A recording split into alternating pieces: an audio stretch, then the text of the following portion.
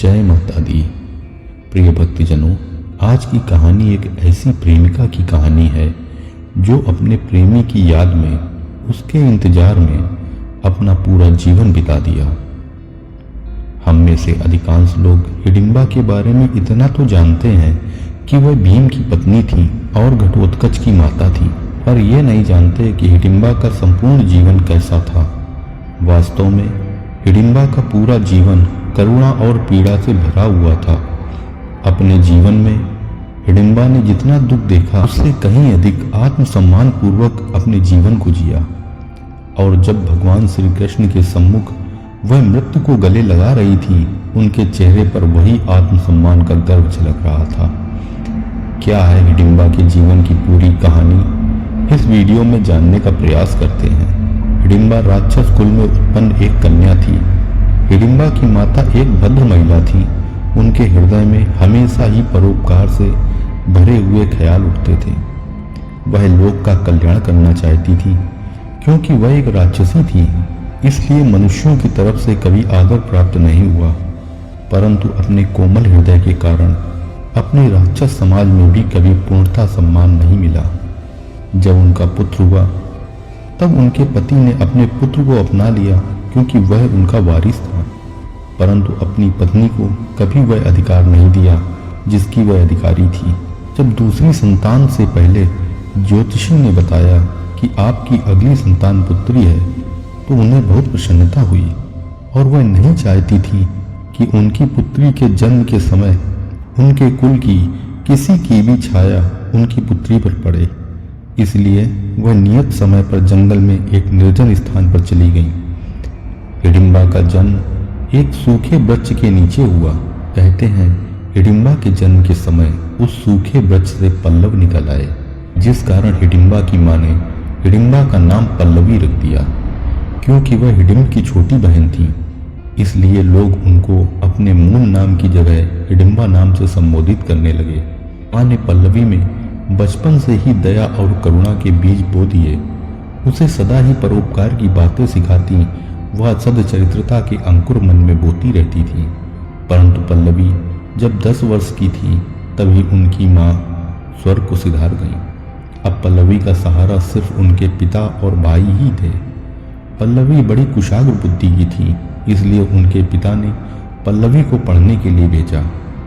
उन्होंने अल्प समय में ही सारी आसुरी विद्या, राक्षसी विद्या, मायावी विद्या एवं वैदिक विद्या में महारत हासिल कर ली। कुछ समय पश्चात उनके पिता का भी देहांत हो गया। तब वहां का राजा उसका भाई हिडिंब बन गया। हिडिंब बेहद क्रूर स्वभाव का था। वह मनुष्यों से घृणा करता था और उन्हें मारकर खा जाता था। पल्लवी अपने भाई को बहुत समझाने का प्रयास करती, परंतु वह पल्लवी की एक भी नहीं सुनता था। क्रोध आने पर भी पल्लवी से कुछ कह नहीं पाता, क्योंकि पल्लवी मायावी विद्या में निपुण थी और हिडिंब को राज्य संचालन में पल्लवी की आवश्यकता थी। समय बीतता गया, हिडिंब क्रूर से क्रूर होता चला गया और पल्लवी को लोग हिडिंबा के नाम से जानने लगे। पल्लवी को हिडिंबा नाम कभी पसंद नहीं आया, परंतु समाज जो नाम दे देता है वही प्रचलित हो जाता है। एक दिन उसके भाई ने आकर खबर दी, 5 हट्टे कट्टे नौजवान एक बूढ़ी स्त्री के साथ इस वन में आए हैं। तुम मायावी विद्या में निपुण हो, एक एक करके उनको मेरे पास लाती रहो और मैं एक एक करके उनको खाता रहूं। हिडिंबा ने मना कर दिया और उसको भी समझाया, परंतु हिडिंब नहीं माना। तो हिडिंबा नाराज होकर अपने जन्म स्थान की ओर चल दी, क्योंकि वहां पहुंचकर उसे अपनी माता का एहसास होता था। जब वह वहां पहुंची तो देखा उसी वृक्ष के नीचे 4 पुरुष और एक वृद्ध स्त्री सो रहे हैं और एक हट्टा कट्टा पुरुष उनकी रखवाली कर रहा है। यह देखकर वह क्रोध से भर गई, क्योंकि वह पेड़ उसे माता के समान प्रिय था। वह नहीं चाहती थी कि कोई भी उस वृक्ष की छाया में बैठे। उन पांडवों को वहां से भगाने के लिए हिडिंबा क्रोध से उनकी ओर झपट पड़ी। सो रहे पांडवों और कुंती के समीप पहुंचने से पहले शिला की तरह भीम आ गए।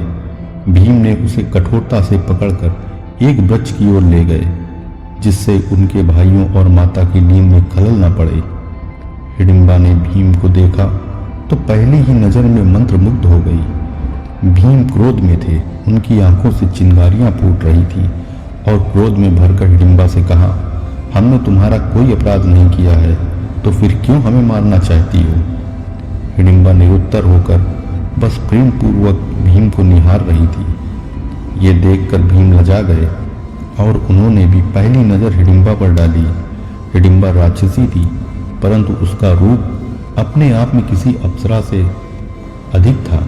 भीम भी उसके रूप को देखकर मोहित हो रहे थे, परंतु उनके मन में क्रोध भी था कि यह स्त्री बिना कारण हमें क्यों मारना चाहती है। जब इस बारे में भीम ने कठोरता पूर्वक पूछा तो प्रेम में डूबी हुई हिडिंबा ने मुस्कुराते हुए पूरी कहानी बता दी कि यह मेरा स्थान है, यह स्थान मेरी माँ के समान प्रिय है। यदि मेरे स्थान पर कोई और विश्राम करेगा तो मैं कैसे सहन करूंगी? भीम ने कहा, यह निर्जन वन है, वन किसी एक का नहीं होता, ये सबका होता है। हिडिंबा ने कहा, परंतु इस स्थान से मेरी माता की स्मृतियां जुड़ी हुई हैं, इसलिए मैं भाव से विह्वल हो गई थी। क्या आप लोग ही वह 5 प्राणी हैं जिसकी बात मेरा भाई कर रहा था? भीम ने कहा, तुम्हारा भाई कौन है? तो हिडिंबा ने कहा, मैं हिडिंबा हूँ और मेरे भाई का नाम हिडिंब है। भीम ने कहा, अच्छा, तुम उस क्रूर राक्षस की बहन हो, तब तो तुम भी उसके समान ही क्रूर होगी। हिडिंबा ने यह सुना तो उसका मन आहत से भर गया और कहा, तुम मेरे भाई के व्यक्तित्व से मेरे व्यक्तित्व की तुलना क्यों कर रहे हो? मैं एक अलग व्यक्तित्व हूँ। भीम ने कहा, जिस तरह तुम मेरे भाइयों और माता पर झपटी थी, उसे देखकर लग रहा है कि तुम भी अपने भाई की तरह क्रूर हो। तब हिडिंबा की आंखों में आंसू आ गए। स्त्री की आंखों के आंसू पुरुष को पिघला देते हैं। और हिडिंबा ने कहा, इस स्थान से मेरी माता की स्मृतियां जुड़ी हुई हैं, तुम फिर भी नहीं समझ रहे हो। भीम ने कहा, मैं समझ रहा हूँ और अब तुम जा सकती हो। हिडिंबा वहां से चली गई, परंतु हृदय भीम के पास ही रह गया। उधर भीम भी प्रथम दृष्टि के प्रभाव से उबरे नहीं थे। रात में पहरे पर जरूर भीम थे, परंतु उनकी आंखों में हिडिंबा का ही चेहरा गूंज रहा था। अगले दिन फिर शाम हुई तो प्रेम के वशीभूत होकर हिडिंबा वहां आई और प्रेम पूर्वक भीम से बात करने लगी।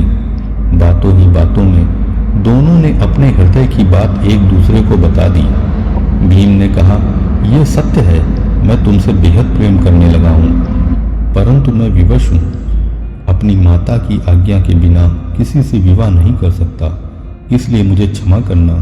हिडिंबा ने कहा, मैं भी आपसे अटूट प्रेम करती हूँ, इसलिए मैं आपकी माँ के सामने भी व्यक्त कर सकती हूँ, परंतु मेरा भाई हिडिंब आप सभी को खाना चाहता है और वह जल्द ही तुम पर आक्रमण करेगा। मैं इसी दुविधा में हूँ कि मैं क्या करूँ। इतना सुनने के बाद भीम ने कहा, इसमें दुविधा की क्या बात है? वह तुम्हारा भाई है, तुम उसका पक्ष लो, लेकिन मैं अपने भाइयों और माता की रक्षा करूँगा।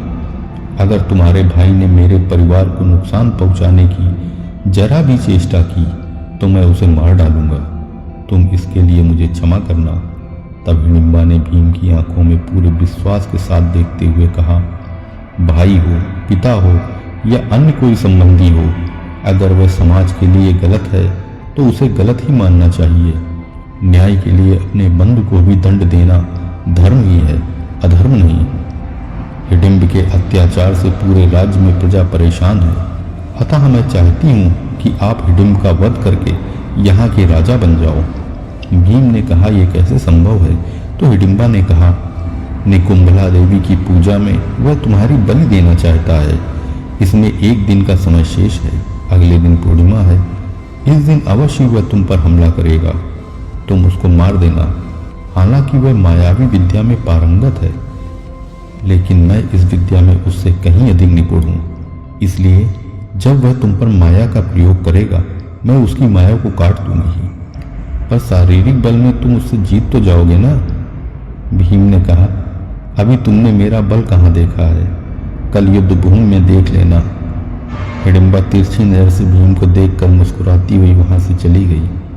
अगले दिन तय समय पर हिडिंब ने आक्रमण किया तो भीम ने उसका डट कर मुकाबला किया, परंतु एक समय वह अपनी तामसी विद्या के बल पर भीम पर भारी पड़ने लगा। लेकिन तत्काल ही हिडिंबा ने अपने तेज से उसकी विद्या को काट दिया और फिर जब केवल शारीरिक बल का युद्ध हुआ तब हिडिंब भीम के सामने ज्यादा समय टिक नहीं सका और भीम ने हिडिंब का वध कर दिया। जब भीम ने उसका वध किया तो वहां की प्रजा भीम की जय जयकार करने लगी। उन सभी ने भीम को अपना राजा मान लिया। उसके बाद हिडिंबा कुंती के पास गई और अपने व भीम के प्रेम की बात बताई और भीम से विवाह करने का प्रस्ताव रखा। कुंती न केवल माता थी अपितु एक राजमाता भी थी। उनके सामने सबसे बड़ा प्रश्न यह था कि अपने वन वन भटकते बेटों को किस तरह उनका अधिकार दिलाएं। ऐसे में वे जानती थीं यदि पांचों बेटे अलग अलग शादियां करके अपना घर बसाएंगे तो उनका एकत्व बिखर जाएगा। फिर उनका हस्तिनापुर को जीतने का सपना ही रह जाएगा। अपने पति का वह सिंहासन जिसको उनकी बीमारी ने छीन लिया था फिर कभी हासिल नहीं हो पाएगा। कुंती इन सब बातों को जानते हुए हिडिंबा से कहती हैं कि मैं तुम्हारे और भीम के प्रेम के महत्व को जानती हूँ और तुम दोनों के प्रेम को स्वीकार करती हूँ और भीम को तुमसे विवाह करने के लिए अनुमति दे दूंगी, परंतु मैं तुम्हें कुल वधू के रूप में स्वीकार नहीं कर सकती क्योंकि हम आर्य हैं और तुम राक्षस कुल में उत्पन्न हुई हो। एक आर्य की कुल वधू राक्षसी हो यह समाज को स्वीकार नहीं होगा क्योंकि मुझे अपने बेटों को हस्तिनापुर का राजा बनाना है। इसके लिए यह आवश्यक है कि समाज उनके पक्ष में रहे। यह सुनकर हिडिंबा के हृदय को आघात हुआ। उसने माता कुंती से पूछा, आर्यों की स्त्रियों और राक्षसियों के बीच में ऐसा क्या अंतर है जिससे मुझे आप कुल वधू का स्थान नहीं दे सकती हैं? तब माता कुंती ने कहा, राक्षसियां अनेक विवाह कर सकती हैं, वह अनेक पति रख सकती हैं, परंतु आर्य स्त्री का सिर्फ एक ही पति होता है। तब हिडिंबा ने व्यंग में कहा कि यदि स्थिति ऐसी आ जाएगी माता तो आप स्वयं से किसी आर्य स्त्री को बहुत पतियों के साथ विवाह करने की अनुमति दे सकती हैं। हिडिंबा अपने हृदय से बहुत ही स्वच्छ थी। शायद उसी की बात कुंती के अंदर घर कर गई और बाद में यह संयोग भविष्य में द्रौपदी के साथ हुआ। हिडिंबा भीम को बहुत चाहती थी, अतः उसने माता कुंती की प्रत्येक बात को स्वीकार कर लिया और भीम से विवाह कर लिया।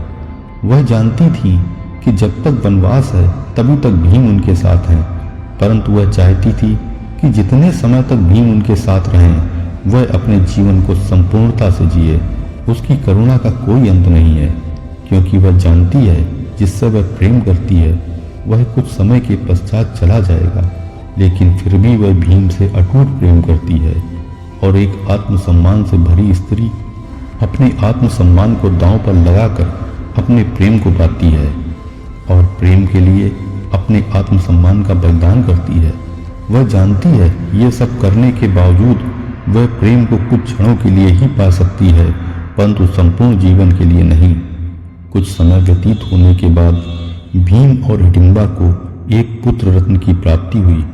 उस बालक के सिर पर कोई बाल नहीं था।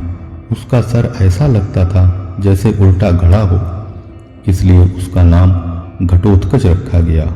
घट अर्थात घड़ा, कच अर्थात बाल, या यूं कहें कि बिना बालों के घड़े जैसे सर वाला। घटोत्कच अभी अपने पिता को सही से पहचान भी नहीं पाया था कि पांडव चले गए। जंगल में रह गए तो सिर्फ हिडिंबा और उसका पुत्र। हिडिंबा जानती थी कि यह विरह लंबा होने वाला है, लेकिन उनके हृदय में कहीं एक बात यह भी थी कि भीम उनसे प्रेम करते हैं और समय समय पर उनकी खबर लेते रहेंगे। लेकिन भीम राजनीति में उलझे हुए थे, उनके सामने बहुत लक्ष्य थे। वह हिडिंबा को एक तरह से भूल ही गए थे। फिर कुछ समय पश्चात उड़ते हुए हिडिंबा को खबर मिली कि 5 पतियों की द्रौपदी पत्नी हो गई हैं। भीम भी द्रौपदी से प्रेम करने लगे हैं।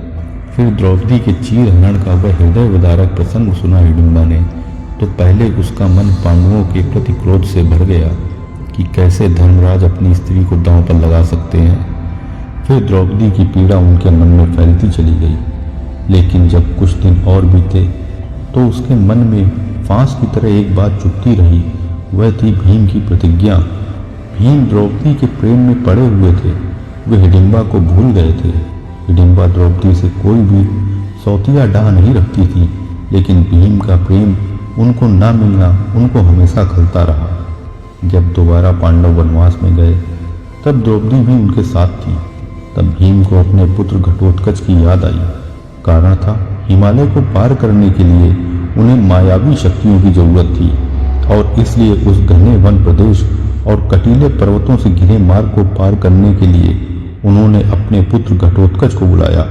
लेकिन उस समय भी महाभारत में जिक्र आता है कि उन्होंने हिडिंबा का कहीं भी नाम नहीं लिया और न ही उनके नाम कोई संदेश भेजा। हिडिंबा भीम की याद में दिन ब दिन गलती रही।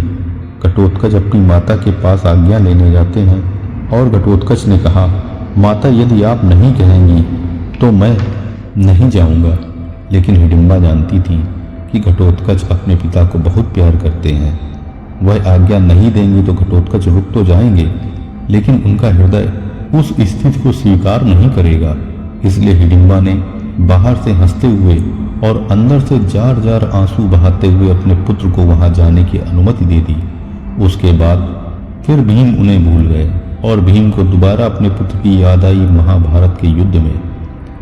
तब तक घटोत्कच का विवाह अहिलावती से हो चुका था और उनके 3 पुत्र भी हो गए थे, बर्बरीक, अंजनपर्वा और मेघवर्ण। घटोत्कच अपने पुत्र अंजनपर्वा के साथ महाभारत युद्ध में भाग लेने के लिए गए और अंजनपर्वा को अश्वत्थामा व घटोत्कच को कर्ण के द्वारा वीरगति प्राप्त हुई।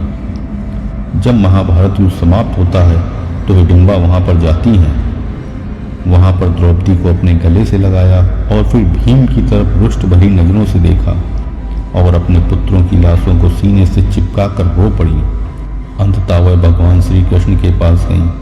भगवान श्री कृष्ण ने पहली बार उसे पल्लवी के नाम से पुकारा। हिडिंबा जो खुद ही अपना नाम भूल चुकी थी, उनका पल्लवी नाम से पुकारा जाना उनको अंदर तक आह्लादित कर गया। भगवान श्री कृष्ण ने कहा, पल्लवी तुम देवी हो, तुम इस जगत में देवी के रूप में पूजी जाओगी। और आज भी उत्तराखंड में हिडिंबा देवी माँ का मंदिर है और वहाँ पर हिडिंबा देवी की पूजा होती है। लेकिन फिर पल्लवी के मन में जीने की इच्छा समाप्त हो चुकी थी। उन्होंने भगवान श्री कृष्ण से कहा, प्रभु अब मुझे मुक्ति दीजिए। और फिर कहते हैं हिडिंबा ने अपने अंदर की सतीत्व की अग्नि को प्रज्वलित करके उस अग्नि में अपने शरीर को भस्म कर दिया और भगवान श्री कृष्ण में विलीन हो गई। यह थी पल्लवी या हिडिंबा की पूरी कहानी। आशा करता हूँ कि आप सभी को यह कहानी पसंद आई होगी। यदि पसंद आई हो तो वीडियो को लाइक करें, शेयर करें व चैनल को सब्सक्राइब करें तथा कमेंट्स में राधे राधे अवश्य लिखें। जय माता दी।